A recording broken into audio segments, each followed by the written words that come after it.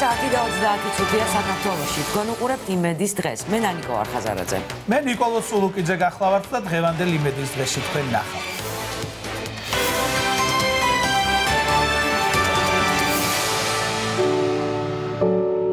მარტოობის 20 წელიწადი. გიფიქრიათ ისე 20 წელი როგორ გაუწელით? ყოველთვის მაგას ფიქრობ მარიკა, მაგრამ იტრას ვიფიქრე. პირველი თოვლი და პირველი ზამთარი სიცივის გარეშე. არაფერი არ მადარდებს, არაფერი არ მაწუხებს, არაფერი. ფერჩი გახურებული მოკვდა, ზიო რა. როგორ აუშენა ხალხმა მიხარებულ ხის სახლი. აქ წინავს. აქ ვიძინები ახლა. კარგად ვიძინებ, თბილა ვიძინებ. სიუჟეტი ხევსურეთიდან. ეს მეგა შოუ ცეკვავენ ვარსკვლავები. სამეულის ტური ცეკვავენ ვარსკვლავებში. ვარსკვლავები ორ პროფესიონალ მოცეკვავესთან ერთად მეგა შოუში. ნახეთ იმედის დღეში.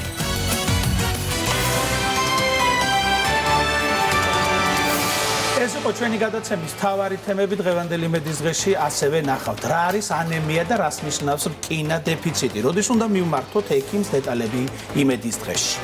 ზოგადი ტექნიკური, პროფესიული და უმაღლესი განათლების ხარისხის განვითარება. 1000 წლეულის გამოწვევის კორპორაციის ახალი გეგმების შესახებ იმედის დღეში. ახლა ერთი ძალიან საინტერესო ადამიანი უნდა გავიცნოთ, რომელიც 20 წელია სოფელში, უпроსტად ნასოფლარში, ზეიტეცოში მარტო ცხოვრობს, მიხარებული გახლავთ. ეს ადამიანი და 20 წლის განმავლობაში მას ყინვაში, ზამთარში, თავის ქოხში მოწყობილ, შეიძლება ითქვას, პატარა ბუნაგში უწევდა ცხოვრება. დღეს შეიცვალა მისი ყოფა და ძალიან მნიშვნელოვანია, რომ პირველად ის საზოგადოებამ გაიცნო ჩვენი ტელეპროექტის იმედის გმირების მეშვეობით და მარიკა ბაკურაძე მოგვიყვება თუ როგორ ცხოვრობს ახლა მიხარებული. მარიკა, მოგესალმებით. თემი სოციალური სივრცე მოიცვა, მე და ძალიან გულშემატკივრობდი იმ პროცესს, რომლის შესახებაც შენ ახლა გვინდა რომ გვიამბო და ძალიან მიხარია, რომ ესეთი თქვენაირი ადამიანების მეშვეობით ესეთ კეთილი საქმე გაკეთდა. დავიწყოთ თავიდან ალბათ მოყოლა, ხო? მიხარებულის. იმედის გმირებში გადავიღეთ. მიხარებული ეს იყო 3 წლის წინ, 4 წელი გახდება უკვე თებერვალში და მე არ ვიცი როგორ შევაფასო ეს ამბავი, რა შთაბეჭდილება დატოვა მან ჩვენზე. იცი რა, გვინახავს გაჭირვებული მდგომარეობა, 1000-ნაირი მდგომარეობა გვინახავს და 1000-ნაირი თუნდაც მარტო მცხოვრები ადამიანი, მაგრამ ეს იყო პირდაპირი გაგებით ბუნაგში მცხოვრები კაცი.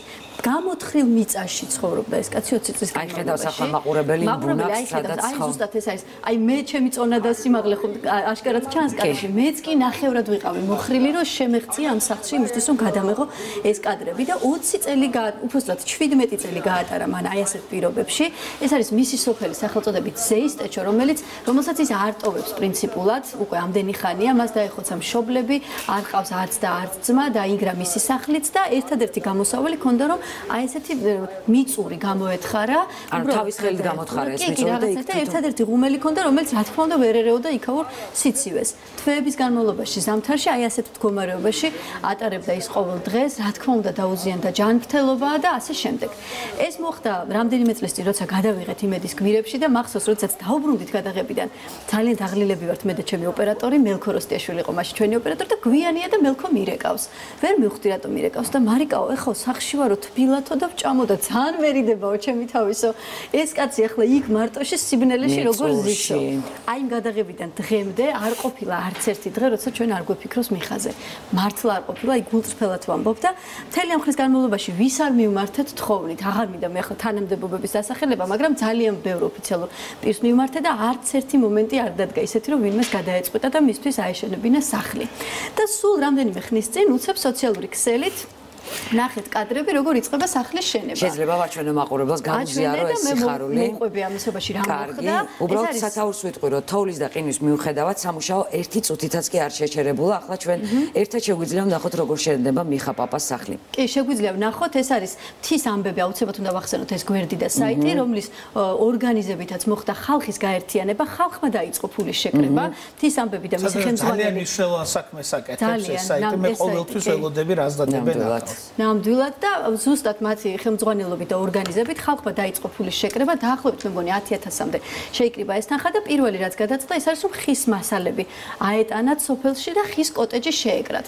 Რა თქმა უნდა, მესაზღვრების დახმარება არის განუზომელი, ზოგადად მესაზღვრების იმედად არის ეს კაცი. ზამთრის განმავლობაში მეტი მას მომკითხავი. როტაცია და მხოლოდ ისინი თუ ჩავლენ იქ მეტი არავინ. და აი ესე აშენდა ეს სახლი და როდესაც ვნახეთ უკვე ეს კადრები არ შეიძლებოდა არ გაგვეხსენებინა ჩვენი წარსული, საიდანაც დაიწყო რეალურად.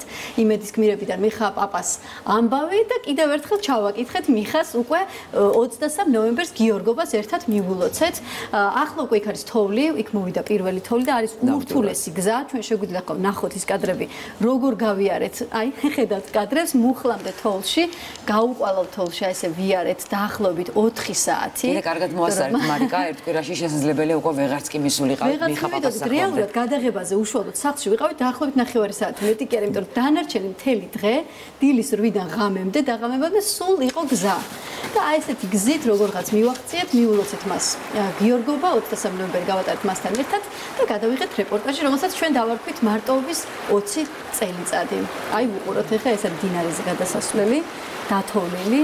ძალიან შთამბეჭდავი იყო რა, რომ ჩვენ პირველები ხო ვიყავით, რომ უნდა გაგვეყვალა ეს თოვლი და წინ იყო ერთადერთი უცნაური ბილიკი და კაცებს ვკითხე რომ რა არის ეს გლის დატოვებული ბილიკიაო და რა თქმა უნდა, მტაცებელი ცხოვრები დადიან. უკანა გზაზე დაგვიღამდა კიდეც, მაგრამ აღარ ვფიქრობდით მე რახან ხარ შენ და ღვთის ოპერატორის დაბრუნებული, ესე იგი მგლებმა ვერაფერი დაგაკლეს. ვერაფერი დაგვაკლეს და ჩამოვიტანეთ რეპორტაჟი სახელწოდებით მარტოობის 20 წელიწადი. მიხა არის ძალიან კარგად ახლა და მე მგონი ელოდება კიდეც ამ რეპორტაჟს, იმიტომ რომ მას უკვე ტელევიზორიც აქვს. ჩვენ მოვიკითხოთ ახლა მიხა პაპა და გამძლეობა უსწავლო. ჯანმრთელობა, დღეგრძელობა. მითხრა და მიცნო კიდეც, რომ მე მაშინ ვიყურებდიო ძველ ტელევიზორშიო და ეს იყო ისეთი ემოციური და ამაღელვებელი ჩემთვის და ახლა ზუსტად ვიცი რომ გვიყურებს. მოდი ჩვენთან ერთად იყავი, ერთად ნახოთ ეს რეპორტაჟი.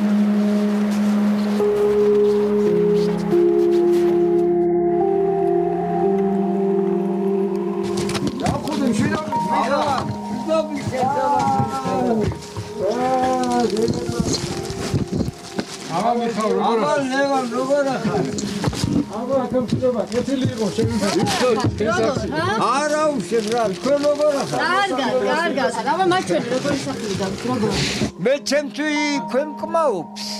ადაბა მთელ ჯარკი არ დაიტევის აქ. ძალიან კარგია და ახალი ცხოვრება. წყალი არ გაუყინავ და სხვა რა გაუყინავ, დავხურავ კარსა და ზივარ ერთგან რა.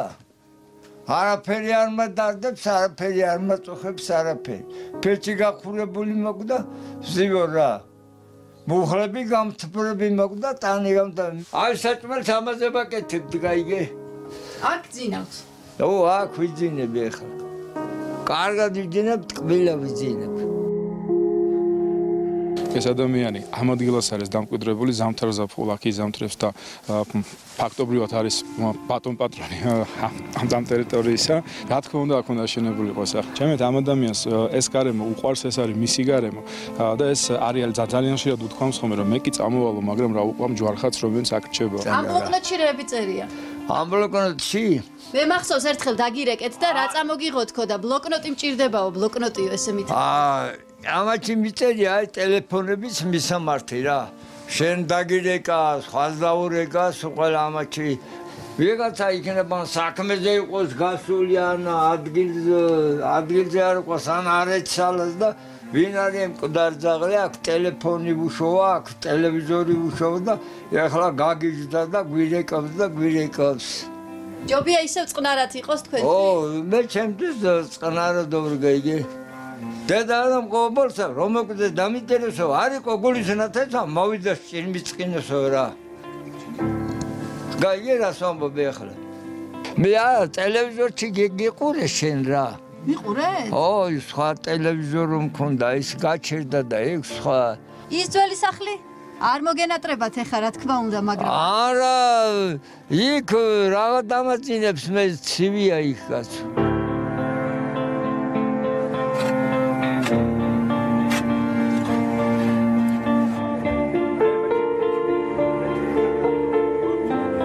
გიფიქრიათ ისე 20 წელი როგორ გავუწელით?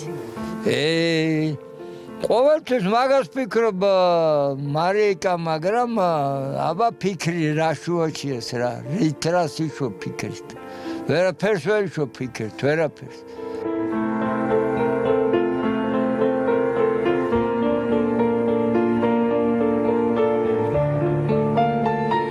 მიხა ძალიან დიდი მოვლენაა. უყურე რატო ახლა? მიხა რო გახსოვს, ორბეულთა გახსოვს, ორბეულთა რო გახსოვს, ზეისტეჩო გახსოვს, ზეისტეჩო რო გახსოვს და ფიქრობ ზეისტეჩოზე. გორშეღმა ხევსურეთი გახსოვს, გორშეღმა ხევსურეთი რო გახსოვს, ხევსურეთი გახსოვს, ხევსურეთი თუ გახსოვს და პატივცემ და ცდილობ რომ ამ ადამიანებს როგორ უნდა ეხმაროს, ეგ სამშობლო გახსოვს. ქვეყანა გახსოვს, გტკივა ფიქრობ და ზრუნავ მასზე. აი ეს მოვლენაა მიხა.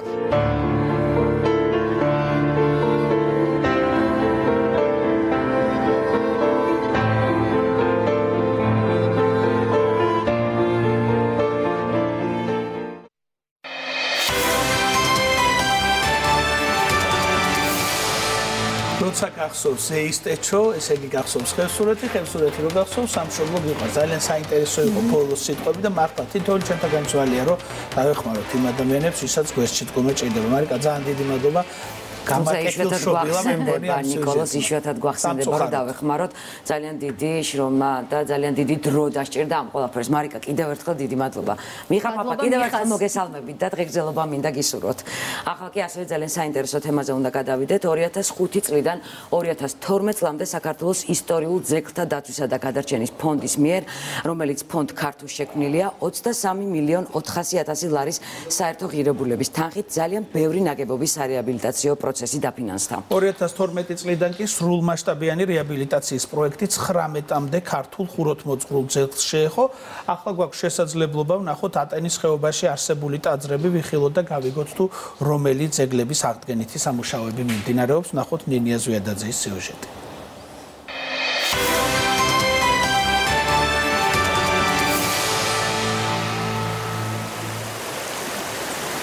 ატენის მთავარანგელოზის ეკლესიის პირვანდელი სახით ხილვა 2012 წლამდე შეუძლებელი იყო.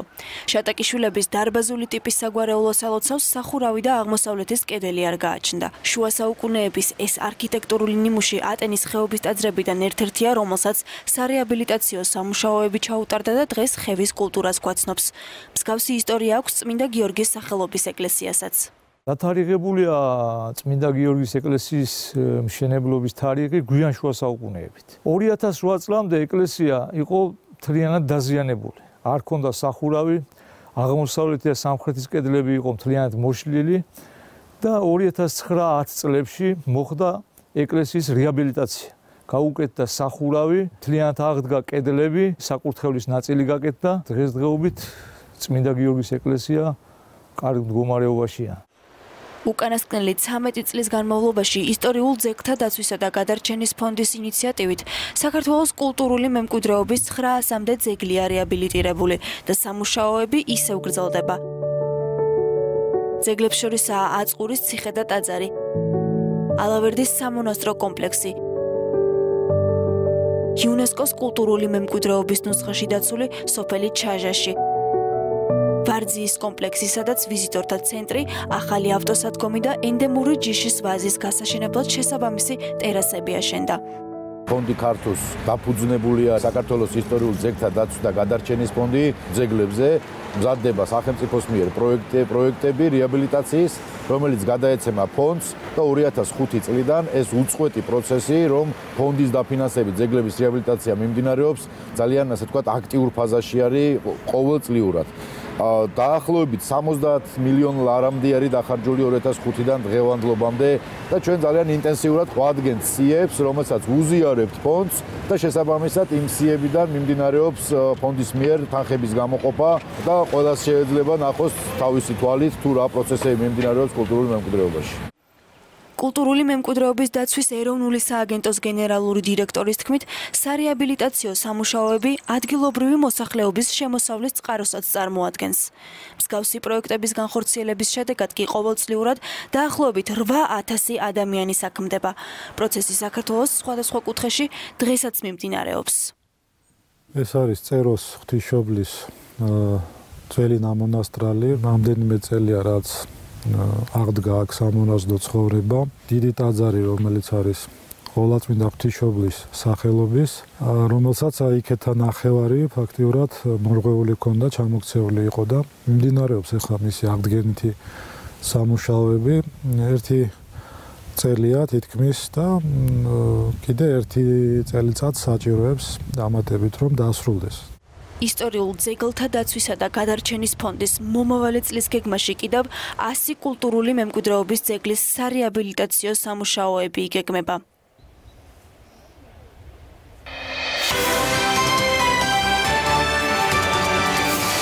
ძალიან დიდი მადლობა ნინიას, ჩვენ საიმედო ტურით ვიმოგზაურეთ ალტენის ხეობაში, გავიცანით მამა კოზმა და მართლა ძალიან მნიშვნელოვანია, რომ ეს ტაძრები დგება, იმიტომ რომ მართლა ჭირდებოდა მხარდაჭერა და მე მივესალმები ეს. ნამდვილად ნიკოლოზ 23.400.000 ლარი დაიხარჯა. მოკლედ რეკლამის დროა ჩვენს ეთერში. რეკლამის შემდეგ დაგიბრუნდებით ძალიან მალე საინტერესო თემით დაგველოდეთ.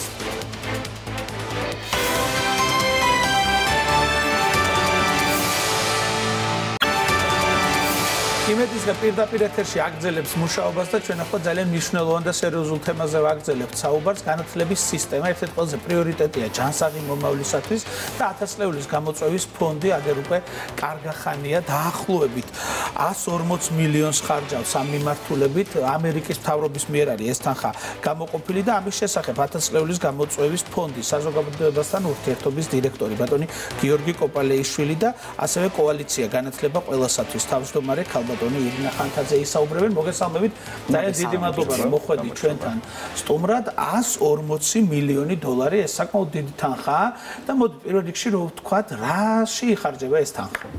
გამარჯობა, მოგესალმებით, დიდი მადლობა მოწვევისთვის, დაინტერესებისთვის.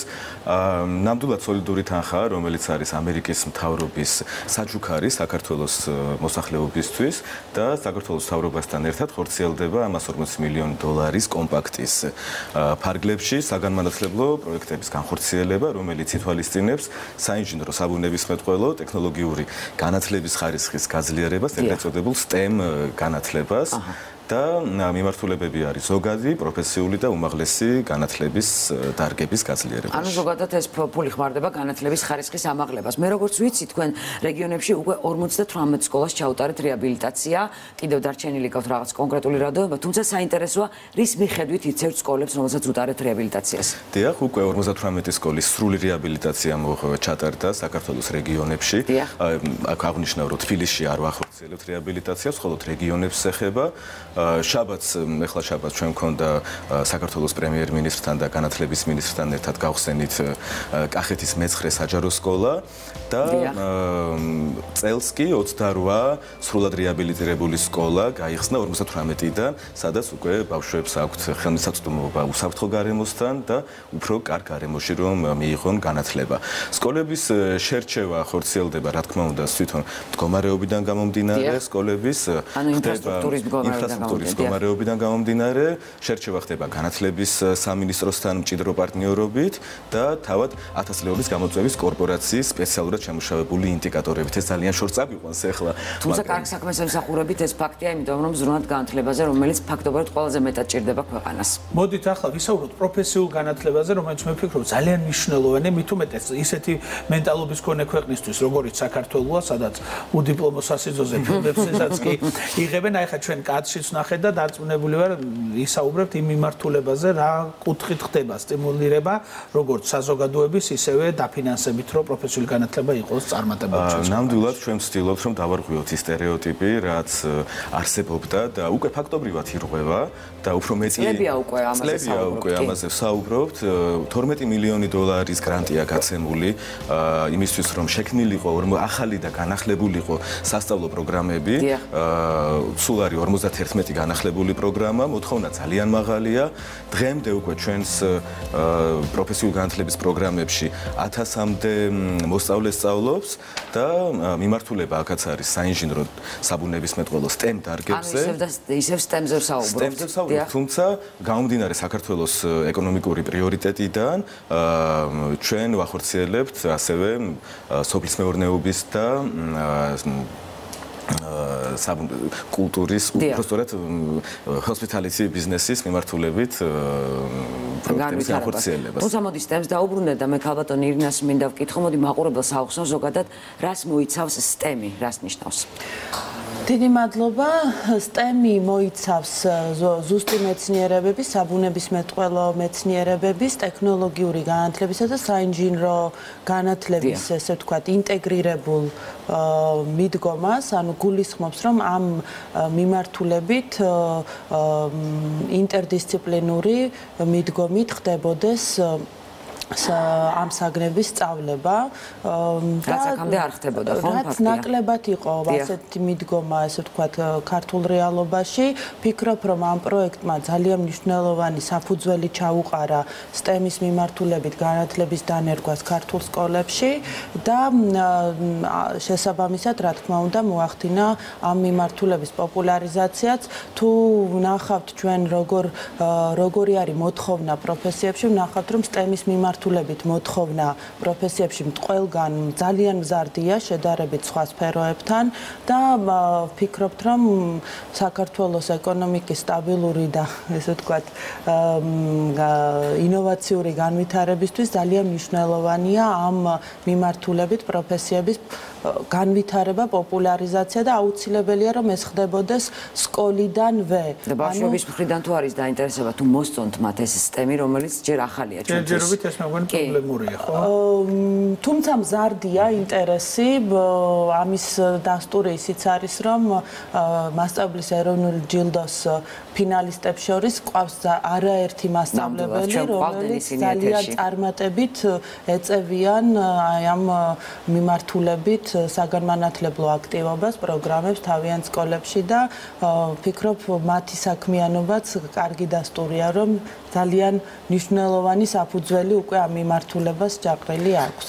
მე დავამატებ, რომ მნიშვნელოვანია ამ შემთხვევაში თვითონ განათლების სამინისტროს მხრიდან დაანონსებული ის რეფორმები და ის ცვლილებები, რაც ახლა მიმდინარეობს, სრულიად ამხედრაშია კომპაქტის მიზნებთან. ეს ეთვალისწინებს, რა თქმა უნდა, ინოვაციების განვითარებასაც და ჩვენ გვაქვს 1000-წლეულის ინოვაციის კონკურსი, უფროს კლასელთათვის და არაერთხელ ყოფილ ვარ ჩვენთან ბავშვები ნასაში რომ მიდიან. და განათლების სამინისტროსთან ერთად ჩვენ ვახორციელებთ ამ პროექტს მათი მხარდაჭერით.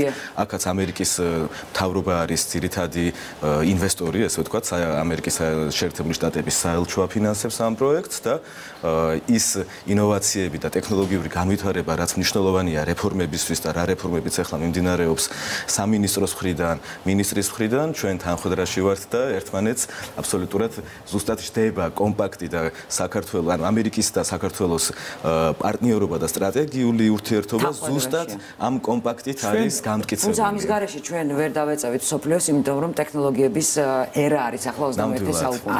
მეოთხე ინდუსტრიული რევოლუცია მიმდინარეობს. არ ყოფილა კვირა, როდესაც ჩვენთან არ მოსულიყვნენ სტუმრად სხვადასხვა საერთაშორისო კონკურსებში თანამედროვე ტექნოლოგიის მიმართულებით გამარჯვებული ახალგაზრდები და მათ წარმატებაზე არ ესაუბრა. ჩვენ ახლა კაჩის ვნახეთ, როგორი ხელშეწყობაა მათდამი თანამედროვე ინფრასტრუქტურის ტექნიკურ-მატერიალური ბაზით. რა მიმართულებაა? თანაბარია, თქვა დედაქალაქისა და რეგიონის ახალგაზრდების ინტერესი ამ მიმართულებით თუ არის მაინც სხვადასხვა სხვაობა? თანაბარია და ზოგჯერ შეგვიძლია რომ უსწრებს კიდეც რეგიონებიდან, იმიტომ რომ იგივე სან-დიეგოს სახელმწიფო უნივერსიტეტი, რომელიც ჩვენმა ფონდმა შემოიყვანა საქართველოში და ეს არის პირველი ამერიკული უნივერსიტეტი, რომელიც ბაკალავრიატის პროგრამებს თავაზობს საქართველოს მოქალაქეებს და რომელშიც რა თქმა უნდა არის სრული მხარდაჭერა საქართველოს მთავრობის მხრიდან, იმიტომ რომ თვითონ ხელშეკრულება მემორანდუმი გაფორმდა საქართველოს განათლების სამინისტროსა და სან-დიეგოს სახელმწიფო უნივერსიტეტს შორის და საქართველოს მთელი რეგიონებიდან, განსაკუთრებით რეგიონებიდან ბავშვები აბარებენ, იღებენ უმაღლეს ქულებს ეროვნულ გამოცდებზე, შესაბამისად დაფინანსებას და სტიპენდიებს და გადანაწილება არის თანაბარი. ჩვენ ყავდნენ გოგონები, სწორედ რომლებიც ისეთ პროფესიებს ეუფლებიან, რომელზეც ალბათ სულ 10 წლის წინ ქალებს ოცნებაც კი არ შეეძლოთ და მე ძალიან მომწონს და მხიბლავს. იმიტომ რომ ეს გენდერული ბალანსი დაცულია თითქმის ყველა პროფესიაში. თვითონ ეს პროგრამა ძალიან დიდ ყურადღებას აქცევს გოგონათა ჩართულობას და ძალიან მნიშვნელოვნად წაახალისებს, ვფიქრობ, ეს განსაკუთრებით გული მიდგომა არის, რაც კიდევ უფრო გამორჩეულს ხდის ამ პროგრამას და დღეს ძალიან ბევრი გოგონა სკოლებში თუ სან-დიეგოს უნივერსიტეტში უკვე ეუფლება STEM-ის მიმართულებით. ტექნიკური ზეცაგლებს ეუფლებიან და ისეთი წარმატებულებები არიან, რომ მართლაც გაოცებული უსმენდი. ირინა, აი როდესაც ეს მასწავლებლების ეროვნული ჯილდო, რომელზეც მე მქონდა ბედნიერება, რომ ორივე წელს ყოფილიყავ თქვენთან ერთად, იქ როდესაც ბიოგრაფიას კითხულობდი და მათ რეზიუმეებს ნახე, რომ რამდენი ინტერესი აქვს ამ თანამედროვე ტექნოლოგიების და თანამედროვე სწავლების მიმართ. თუ არის მოთხოვნა თვითონ მასწავლებლების მხრიდან, რომ კვალიფიკაცია აიმაღლონ, უფრო სხვადასხვა ტრენინგები, ვორქშოპები გაიარონ და უფრო სხვა მოტივაციით და სხვა მიზნით შევიდნენ სკოლაში, რადგან ვთქვათ, ეხლა რო ჩააბარებს ბავშვი, რომ დაიწყებს სკოლაში, ის ამთავრებს ამდენი 12 წლის მერე და უკვე 12 წლის მერე რა მოთხოვნაც იქნება, იმას თუ პასუხობს დღევანდელი მასწავლებლის მიდგომა. ნუ ერთი შემიძლია ვთქვა, რომ მილენიუმის პრაქტიკებში რამდენადაც მეც მაქვს ინფორმაცია, 18000-მდე მასწავლებელმა გაიარა გადამზადება ზუსტი მეცნიერებების და საბუნებისმეტყველო მეცნიერებების საგნებში, რაც ვფიქრობ ძალიან მნიშვნელოვანი ღონისძიება იყო ამ მიმართულებით ზოგადი განათლების ხარისხის გაუმჯობესების კუთხით, რაც ეხება უკვე თვითონ STEM-ს როგორც ინტეგრირებულ სწავლებას, ესე ვთქვათ, ამ საგნების ინტეგრირებული ინტერდისციპლინური მოდგომით,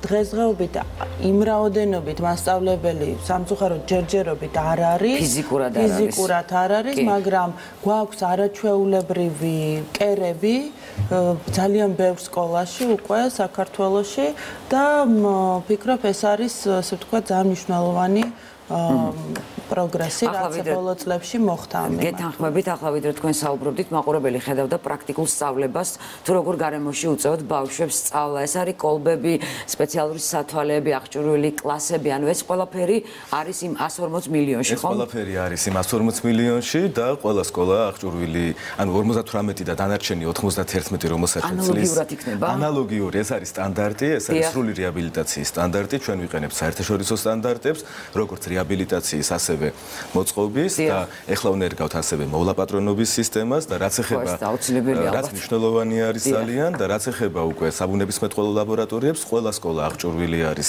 თანამედროვე ლაბორატორიებით, სადაც ბავშვებს პრაქტიკულად ხედავენ, თუ როგორ იქნება ქიმიური ცდები, როგორ კეთდება, როგორ იქნება ის პროცესები, რაც საჭირო არის. ადრე ჩვენ რაც თეორიაში ვისწავლეთ, ახლა მას თეორიაში გვასწავლიდნენ და ვიზეპირებდით და ქიმიაში გქონდა მაინც ლაბორატორია პატარა, თუმცა ასეთი ფუფუნება ჩვენ არასოდეს გქონია, რომ რაღაცა ნივთიერებები შეგვწელი გვედგა, ესე ერქვა ზიარწელი ვაკარგი. კიდევ მნიშვნელოვანი არის ის, რომ თავად როგორც ქალბატონმა ირინა მახსენა, ყველა STEM მასწავლებელმა, ანუ 18000-მა მასწავლებელმა გაიარა როგორც საგნობრივი გადამზადება, ასევე თვითონ მიდგომებში, თანამედროვე მიდგომებში და ამას ახორციელებდა და განათლების სამინისტროს მასწავლებლის სახლი, მათთან პარტნიორობით ხორციელდებოდა და ასევე ისწავლეს თუ როგორ დაიცვან უსაფრთხოების წესები. დაცული არის ლაბორატორიებში, არის დამონტაჟებული სპეციალური გამწოვები, რომ ის არ არის საშიში ცდები, მაგრამ მაინც თავის პატარა დაცულია უსაფრთხოება და ანუ ყველანაირი სტანდარტს აკმაყოფილებს, რაც არის საერთაშორისო თანამედროვე განათლებისთვის საჭირო. იმისთვის, რომ უფრო მეტი ინოვაცია და უფრო მეტი ტექნოლოგია შეიქმნას საქართველოში. ნამდვილად, ახლა თქვენი გვერდი მაქვს გახსნილი, უკვე ირინამ გენდერული საკითხები ახსენა, სოციალური და გენდერული საკითხები, ეს არის ერთ-ერთი მნიშვნელოვანი, რაზეც უნდა ამ პროგრამამ ბოლომდე იმუშაოს. ხო, მოდი კიდევ ერთხელ მაყურებელს ავხსნათ, სოციალური გენდერული მიხვდით დაცული უნდა იყოს, ვთქვათ, ბალანსი მამაკაცებსა და ქალებს შორის. სოციალურში რა შედის? ნუ სოციალური მიდგომა გულისხმობს, რომ თანაბარი შესაძლებლობები შეექმნათ, როგორც გეოგრაფიული თვალსაზრისით მოსწავლეებს, ასევე სოციალური სტატუსიდან გამომდინარე, და აღსანიშნავია, რომ თვითონ სან-დიეგოს უნივერსიტეტი ძალიან დიდ ყურადღებას აქცევს სწორედ იმ გარემოებას, რომ ნიჭიერი და მონდომებული ახალგაზრდები რეგიონებიდან, სოციალურად შეჭირვებული ოჯახებიდან მათ ისეთივე ხელმისაწვდომობა ჰქონდათ ამ განათლების, როგორც ასე ვთქვათ, უფრო შედარებით შეძლებულ ოჯახების. Მნიშვნელოვანია სოციალური ფაქტორი არ უნდა იყოს განსაზღვრელი სწავლების პერსპექტივაში. ამაზე გიორგი კიდევ არის თვითონ კომპაქტი, როგორც ვახსენე, ეს არის ამერიკის მთავრობის მიერ დაფინანსება, არის საქართველოს მთავრობისთანაც დაფინანსება და ერთობლივად გაიცემა უკვე ის სტიპენდიები, რაც მნიშვნელოვანი არის ნიჭიერი და ამავდროულად სოციალურად დაუცველი სტუდენტებისთვის. მოკლედ 2019 წელს გელოდებით, მაშინ როდესაც ამოიწურებავა და 140 მილიონის დახარჯვისა და ვნახოთ რა შედეგი გვექნება საქართველოს. დიდი მადლობა, კარგი საქმეს ემსახურებით. ძალიან დიდი მადლობა. რეკლამას უნდა დაუთმოთ, რომ რეკლამის შემდეგ ძალიან საინტერესო თემით დაგიბრუნდებით, დაგველოდებით. მადლობა თქვენ.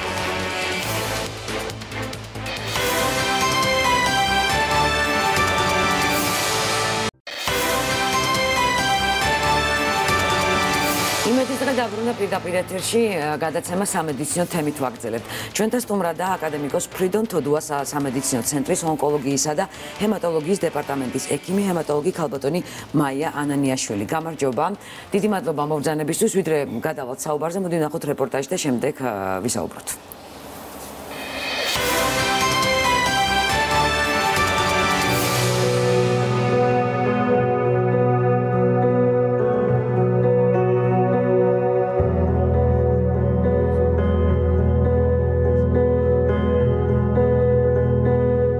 ეს გახლავთ ონკოლოგიისა და ჰემატოლოგიის განყოფილება, სადაც მკურნალობა utardebათ პაციენტებს, როგორც სოლიდური სიმსივნეებით დაავადებულებს, ასევე ჰემატოლოგიური პათოლოგიებით დაავადებულ პაციენტებს.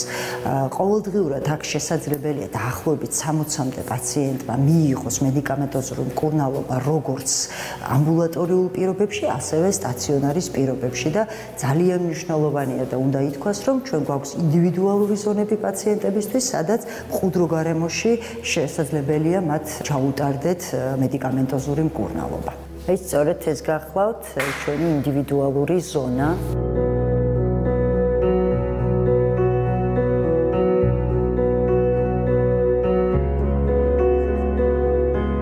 ეს არის ჩვენი ინსტიტუტის კლინიკური დიაგნოსტიკის ლაბორატორია, სადაც გამოკვლევების ფართო სპექტრი ტარდება.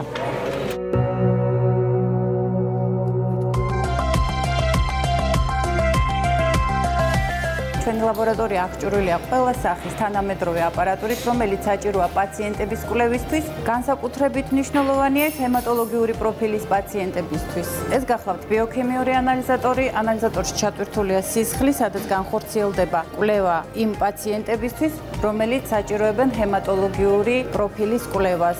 ჩვენ შეგვიძლია ვნახოთ კვლევა, რომელიც ტარდება კონკრეტულად ჰემატოლოგიურ ანალიზატორზე. შემოსულია პაციენტი გემატოლოგის მომართვით, რეტიკულოციტების შესწავლის მიზნით. ვინაიდან პაციენტს აღინიშნება ანემია. რეტიკულოციტების შესწავლა ხდება ანალიზატორ სისმექს 4000 AIZ-ზე და გვაძლევს ეს აპარატი სრულ შესაძლებლობას მივიღოთ სრული ინფორმაცია.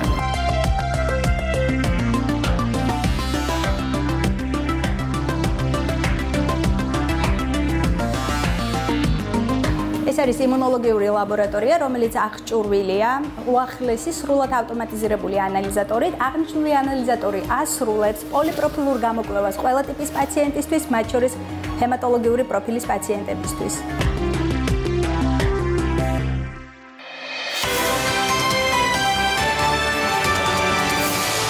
ახლა ჩვენ ნახეთ უახლესი აპარატურით აღჭურვილი სამედიცინო კლინიკა, თუმცა დღეს ონკოლოგიაზე ჩვენ არ საუბრობთ, დღეს ჩვენი თემა არის ანემია და რკინა დეფიციტი. მოდით პირველ რიგში განმარტოთ, თუნდაც რომ გვიყურებს ახლა მაყურებელი და აინტერესებს რა არის ზოგადად ანემია და რას ნიშნავს ადამიანში რკინა დეფიციტის არსებობა. თუმცა ანემია ნიშნავს ორგანიზმში, სისხლში ჰემოგლობინის ან ერითროციტების დაწევას. ბერძნული სიტყვა და პირდაპირი მნიშვნელობით ხალხში რაც პოპულარულია სისხლნაკლებობას ნიშნავს.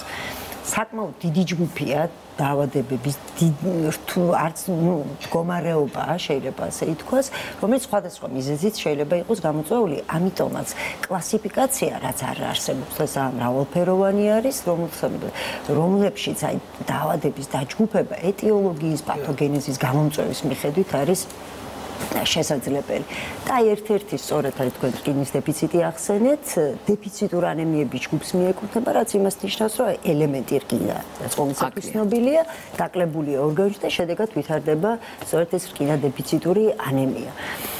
თუმცა კაბადომაია 90% ადამიანის პოპულაციის შესაძლებელია ქონდეს რკინა დეფიციტი, თუმცა ამას ხშირ შემთხვევაში ვერ გრძნობთ, თუ კი ცოტა ნაკლები გვაქვს. როდის უნდა მივმართოთ ექიმს, ანუ რა უნდა გვანიშნოს ჩვენმა ორგანიზმმა, რომ მივიდეთ ექიმთან? ზოგადად აი მე ვთქვი რომ ანემია ძალიან ბევრნაირი არსებობს, მაგრამ არსებობს ანემიური სინდრომი, რაც აი შეიძლება ყველა ანემიისთვის იყოს დამახასიათებელი. ეს არის სისუსტე, თავბრუსხვევა, უძილობა, უხასიათობა, ადვილად აი მინიმალურ დატვისათაზე გულის აჩქარება, ქოშინი და არსებობს აი რკინა დეფიციტისთვის უშუალოდ მისთვის დამახასიათებელი სინდრომები, რასაც ჩვენ სიდოროპედიულ სინდრომს ვეძახით და არის მაგალითად გემოვნების გაუკუღმართება.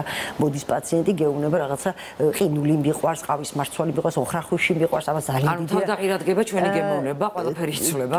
ყველაფერი არა, მაგრამ ყნოსვა შეცვლი, ბენზინი უმოსწონს, ბენზინის სუნი, აცეტონის. ამას ცოტა ორსულობას უფრო უკავშირებენ ადამიანები. ნუ ამ მდგომარეობას ახლა ცარცის ჭამა მაგალითად, აი უმისაჭველის ჭამა, რომელიც აი მკურნალობასთან ერთად გამოსწორდება ხოლმე და აბსოლუტურად ნორმაში ჯდება და ასე პაციენტს შეიძლება ვერ ყინული საერთოდ არ ახსოვდეს ან ყავის მარცვალი. ჩემი ერთი ნაცნობი სკოლაში მასწავლებელი გაკვეთილს ვერ ატარებდა, იმიტომ რომ აი შესული არ იყო, უნდებოდა რომ ცარცე ეჭამა. ჩვენ საუბრობთ რკინა დეფიციტური ანემიის შესახებ, რა ანალიზებით არის მათი გამოვლენა შესაძლებელი? სისხლის საერთო ანალიზი ყველას გავრცელებული ყველაზე გავრცელებული და აუცილებელი და სავალდებულო არის სისხლის საერთო ანალიზი, სადაც პირდაპირ იქნება მითითებული, აბა თუ ადამიანს აქვს თუ არა ანემია.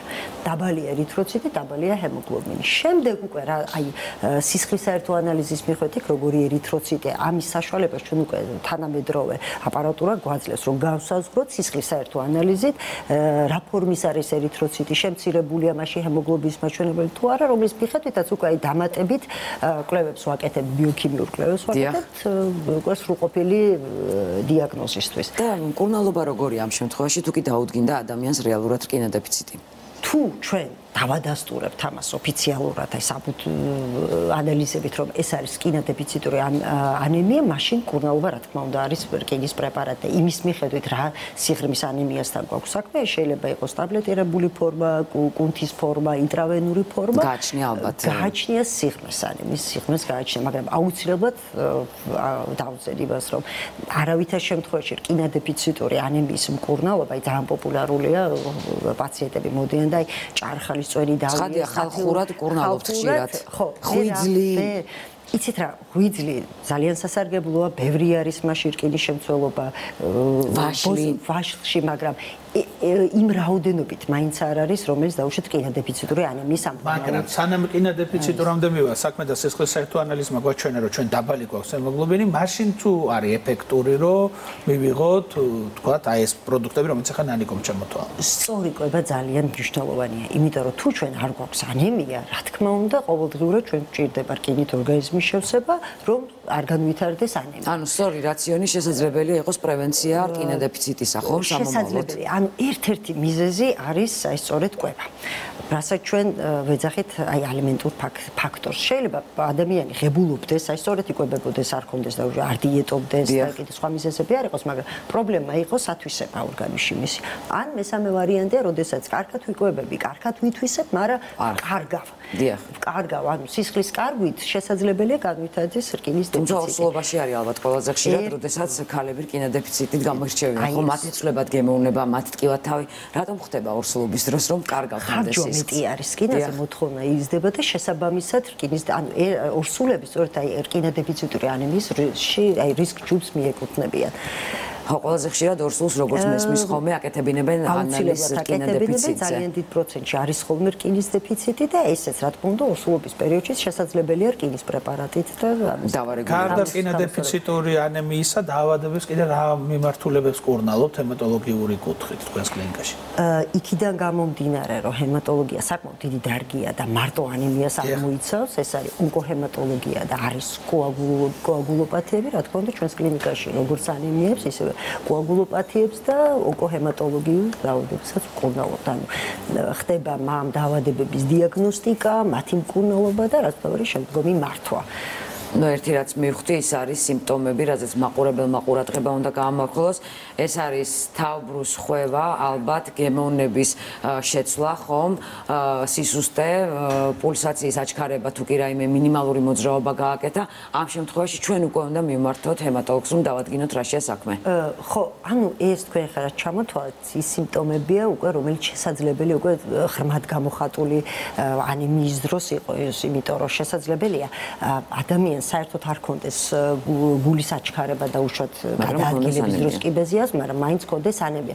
და აქვე ვიტყვი, ძალიან მნიშვნელოვანია ანემია რა დროში არის განვითარებული. ანუ ქრონიკულ პირობებში, აი თუნდაც ქრონიკულ პირობებში სისხლის კარგვით გამოწვეული ანემიას კომპენსატორული ფუნქცია ირთვება და ეჩვევა პაციენტი ამ მდგომარეობას.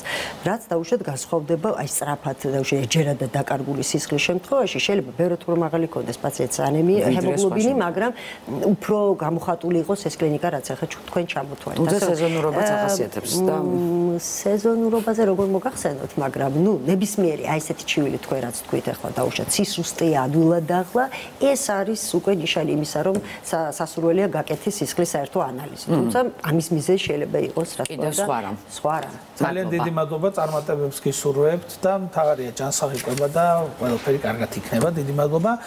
სამწუხარო ინფორმაციით უნდა გავაგრძელოთ გადაცემას. ქართულ ხელოვნებაში არსებობენ ადამიანები, რომლებიც რაღაც ძალიან მნიშვნელოვანს იწყებენ და სწორედ ესეთი ძალიან მნიშვნელოვანი რამ გააკეთა პანტომიმის მიმართულებით ბატონმა ამირან შალიკაშვილმა, რომელიც რამდენიმე დღის წინ გარდაიცვალა. ამირან შალიკაშვილი იყო პირველი, რომელმაც დაიწყო ეს ჟანრი საქართველოში და სწორედ მან ჩაუყარა საფუძველი ამ მიმართულებას და არა მარტო საქართველოში, ჩვენი ქვეყნის ფარგლებს გარეთაც გაიტანა ქართული პანტომიმის სახელი და როდესაც დაასახელებენ მარსელ სხვადასხვა ადამიანებს, რომლებიც სოფლიოში გამოირჩევდნენ პანტომიმის ჟანრში, აუცილებლად ერთ-ერთი იყო ბატონი ამირან შალიკაშვილი და მე მიხარია, რომ მის შესახებ ბოლო პერსონალური გადაცემა ჩვენ მოვამზადეთ ტელეკომპანია იმედში პერსონა. ახლა ხედავს ჩვენი მაყურებელი, მე უთანაგზობ ქართულ თეატრს, საზოგადოებას და ბატონი ამირანის ოჯახს, იმიტომ რომ მართლა ძალიან დიდი დანაკლისია ბატონი ამირანის გარდაცვალება ქართული თეატრალური ხელოვნებისათვის.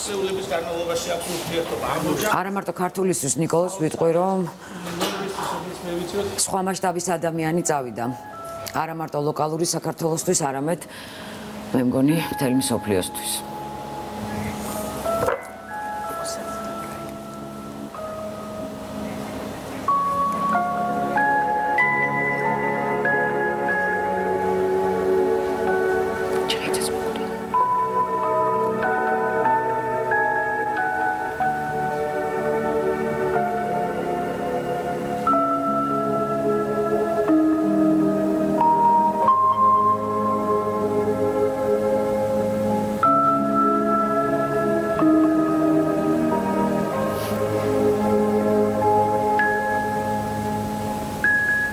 მასშტაბის ადამიანია. კი. არა. ნამდვილად და მე მიხარია, რომ ჩვენს ოქროს ფონდში შევძელით და ეს არის მისი ბოლო სატელევიზიო ესეთი შემოქმედებითი გამოსვლა. ძალიან დიდი სიამოვნება ელოდება ყველას, ვინც დღეს საღამოს 7 საათზე თეატრალურ უნივერსიტეტში მოვა, იმიტომ რომ ქართული თეატრის კლასიკოსის ბატონ თემურ ჩხეიძის 75 წლის საიუბილეო საღამო აღინიშნება. შეხვედრით ის შეხვდება სტუდენტებს, ერთგვარი მასტერკლასი იქნება, მისი დიალოგი სტუდენტებთან, დასწრება თავისუფალია, ყველა შეგეძლოთ რომ მობრძანდეთ რუსთაველზე თეატრალურ ინსტიტუტში დღეს საღამოს 7 საათზე და მე დარწმუნებული ვარ, რომ ეს იქნება სტუდენტებისთვის უნიკალური შესაძლებლობა, რომ იმოგზაურონ თემურ ჩხეიძის მიერ შეთხსულ დროსა და სივრცეში. ნამდვილად ნიკოლოზ, დასწრება აქაც თავისუფალია, ყველანი ერთად ვსხდებით დღეს 22 საათზე, 10 საათზე ტელევიზორებთან და ვიწყებთ ყურებას ცეკვავენ ვარსკვლავების მორიგი ტურის. დღეს ძალიან განსხვავებული ტური გვაქვს, დღეს სტანდარტულ წყვილს კიდევ 1/3 მოცეკვავ უერთდება. თუ რას ნიშნავს და რას ვნახავთ, ამას უკვე ნინია ზვედაძე გვეტყვის, რომელიც სარეპეტიციო დარბაზშია ახლა ნინია მოგესალმები გემშვიდობისა დანიკო თითქმის გასაიდუმლოებული ტური გამოდის იმიტომ რომ მხოლოდ სახელი ვიცით მე შევეცდები რომ 8 საათით ადრე მცირეოდენი დეტალები მაინც გითხრათ ტურის შესახებ რომელიც საღამოს 10 საათზე გელოდებათ რუსკა ირინკა შემომიერთდით გოგოებო როგორ გრძნობთ თავს მესამე ადამიანი დაგემატათ და რა შეგმატათ ამან? რა თქმა უნდა, უფრო საპასუხისმგებლოა ალბათ და სანერვიულოც, იმიტომ რომ ერთჯერ ერთ პროფესიონალთან ცეკვა რა არის, როცა არ ცეკვავ და მე მით უმეტეს ორ პროფესიონალთან ერთად ცეკვაც, რა თქმა უნდა, უფრო სანერვიულოა იმ მხრივ, რომ არ უნდა დაიკარგო, ანუ მათთან ერთად უნდა იცეკოთ და იმდენი უნდა გააკეთო, რომ გამოჩნდე მათ ფონზე. გამოგივიდა? იცი, არის მაგას მაყურებელი გადაწყვიტავს. ალბათ და იმედი მაქვს რომ გამომივიდა და იმედი მაქვს რომ მაყურებელს მოეწონება რა თქმა უნდა. მუსიკიდან და მოძრაობებიდან გამომდინარე რომელსაც აქ ცოტა ხნის წინ ასრულებდით მივხვდი რომ საკმაოდ ენერგიული ტური ველოდება და ცეკვების სახელებს არ გვეუბნებით მაგრამ იქნებ შინაარსი გითხრათ შინაარსი როგორ გითხრათ ხა იქნება ძალიან ენერგიული გადმოგცემს ცეკვა რომელსაც ცეცხლი უნდა დავანთოთ ნამდვილად და ჩვენც აი რაღაცა ერთ თითქოს სტილში ერთი ენერგიის მე და ირინკას გასაკუთრებას ამიტომ ორივე ველოდებით რომ აი ცეცხლი დავანთოთ დღეს საღამოს ანუ წინა ტურებიდან ირინკა მაყურებელს დაამახსოვრდი უფრო როგორც ქართულის შემსრულებელი და დღეს ეს შეიცვლება კი ნამდვილად ერთს ვიტყვი რომ ჩვენ უფრო ესპანურ სტილს ესპანური სტილისკენ მივდივართ გამოვსტყუეთ მაინც ინფორმაცია პატარა ინფორმაცია მაინც მოგეცით მაგრამ ნამდვილად ძალიან დიდი განსხვავებაა წინა ტურიდან იმიტომ რომ იყო ძალიან ეს ნაზი სტილის ვალსი რაც ვიცეკვე წინა კვირას და ეს იქნება სულ სხვა ენერგია ვინ იცეკვებს ამას ზუსტად არ გვეუბნებით სახელებს, მაგრამ მაყურებლისთვის ცნობილი ადამიანები იქნებიან ის პროფესიონალები, რომლებიც დღეს თქვენთან ერთად მესამე ადამიანად დაგემატებიან.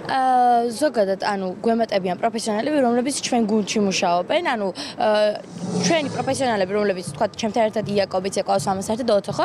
შეიძლება ისინი სხვა წყვილებსაც ეხმარებოდნენ, ანუ თვითონ ვინც არიან გუნდში, ისინი ეხმარებიან ერთმანეთს, ანუ პროფესიონალი მოცეკვავები და გამოდის ისე რომ პროფესიონალებს უწევთ ორ-ორი ცეკვის ცეკვა და ეგ გრაფიკის მხრივ ძალიან ცუდად ვიყავით მთელი ეს კვირა ძალიან დავიღალეთ იმიტომ რომ მაგის შეთანხმება საკმაოდ რთული იყო ამიტომ იმედი გვაქვს დაგვიფასოს მაყურებელი და გვიყურებს ანუ ერთმანეთს უყურებდით კიდეც ამ რეპეტიციების დროს და ამხნევებდით და საბოლოოდ როგორ შეაფასებთ რა ელოდება დღეს მაყურებელს მე მგონი დუტა შემოგვერთა დუტა უყურებდი შენ რეპეტიციებს ესწრებოდი რა თქმა უნდა აბა როგორ შეიძლება რომ ამათ არ უგულ შემატკირო და რეპეტიციებსაც ვადევნებ თავს და რა სეტყვი მაყურებელს როგორი ტური ელოდებათ საოცარი ტური გელოდებათ საოცარზე საოცარი მართლაც ესეთი ელეგანტური და საინტერესო მაგრამ გოგოები არიან საოცრებები მე შეიძლება ვთქვა ვის გულ შემატკირო აი არ ვიტყვი არ ვიტყვი მაგრამ აუცილებელია რომ უგულ შემატკიროთ თქვენ მაყურებლებს გიორგიც აქ არის გიორგი გამარჯობა ჩვენ კარგად თქვენ როგორ გრძნობთ თავს 8 საათით ადრე ლეგენდარულად ჩვენი არა სხვა გზა არ არის ეს ესაა ჯექსონის გულშემატკივრები მომხნევებდნენ რომ ყველაფერი იქნება გილიგ ლეგენდარულად და მეც სხვა გზა არ მოხდა უბრალოდ ლეგენდარულად უნდა იყოს ყველაფერი ჯექსონის მუსიკაზეც ეკო არა კი მშვენიერო ის მუნვოკი იცი შენ მომზე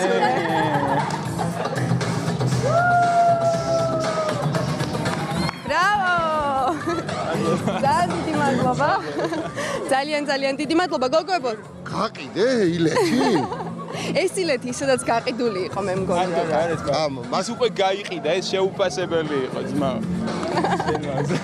აპლოდისმენტები და მე მგონი 10 საათზე არ უნდა გამოტოვოთ ეს ტური მით უმეტეს ეს ის შემთხვევაა როცა თქვენი ხმები მნიშვნელოვანია იმიტომ რომ ფინალს ნელ-ნელა ვუახლოვდებით და ყოველი დღე ყოველი საათი მონაწილეებისთვის გადამწყვეტია დიდი მადლობა ნინია ზვიადაძე გვერდებოდა სარეპეტიციო დარბაზიდან, სადაც სულ რამდენიმე საათში მორიგი ძალიან საინტერესო ტური დაიწყება. ჩვენ ვერაფერი ვერ გავიგეთ, თუმცა ფარდა ამ ყველაფერს აეხტება ნამდვილად 10 საათზე. ზარი 1 თეთრი, მოკლე ტექსტური შეტყობინება 6 თეთრი. არ დაგავიწყდეთ რომ დარეკოთ ან უგულშემატკივროთ თქვენს ფავორიტს, თორე სხვა შემთხვევაში ის დატოვებს პროექტს. იცი, იმდენად მრავალფეროვანია ეს პროექტი და თავისი არსით და თავის მონაწილეებით, რომ უკვე საზოგადოებას რაღაც პერსონიფიცირება პოზიტივის თვალსაზრისით გამოწვეულია და უკვე ფიქრობენ ვინ მოწონთ. ამიტომ ხანდახან ხდება ხოლმე ჩვენ მქონდა არჩევნებზე ერთი გადაცემა, როდესაც ერთი ხმით იმარჯვებდა ხოლმე სხვადასხვა ძალიან მნიშვნელოვან პოზიციებზე სხვადასხვა კანდიდატი. ამიტომ ძალიან მნიშვნელოვანია ალბათ რომ ბოლომდე უგულშემატკივროთ. შენ თუ ყავს უკვე შენი ლიდერი შენთვის გულში? სხვათა შორის რამოდენიმე მყავს, თუმცა ასე ცალსახად ვერ ვიტყვი რომ ერთი კონკრეტული. ძალიან ნიჭიერი წყვილები ყავს, მოცეკვავები ყავს წელს და რა ვიცი, ყველას მინდა რომ გიგულშემატკივროთ და არ მინდა რომ არც ერთმა პროექტი დატოვოთ, თუმცა კანონი და წესი სხვა არის, დღეს აუცილებლად ერთი წყვილი დატოვეს პროექტს, ასე რომ ავიღოთ ტელეფონები და დავიწყოთ რეკვა ან მოკლე ტექსტური შეტყობინების გზავნა, რომ გადავარჩინოთ ჩვენი ფავორიტი წყვილი. კი ბატონო, მოკლედ ესე იგი 22 საათზე იწყება ცეკვავენ მოსკოვები, ჩვენ ყველანი უყურებთ, მაგრამ 22 საათამდე უკვე შევთანხმდით, რომ ყველანი მოდიხართ თეატრალურ ინსტიტუტში და უსმენთ ვის თუ არა ბატონ თემურ ჩხეიძეს. ჩვენ ამით გემშამე. სტუდენტებისთვის ეს არის დიდი შესაძლებლობა და მე მიხარია რომ ესეთი დიდი რეჟისორი ჩვენ დაგვთანხმდა და თეატრალურში ჩაატარებს დიალოგს, მასტერკლასს ახალგაზრდებთან. ასე რომ ახალგაზრდებო მოდით გელოდებით. მიხა პაპა ნახვამდის გვიყურებს მიხა პაპა. ნახვამდის. ნახვამდის, კარგად გზამდებოდეთ, ხვალამდე გემშვიდობებით.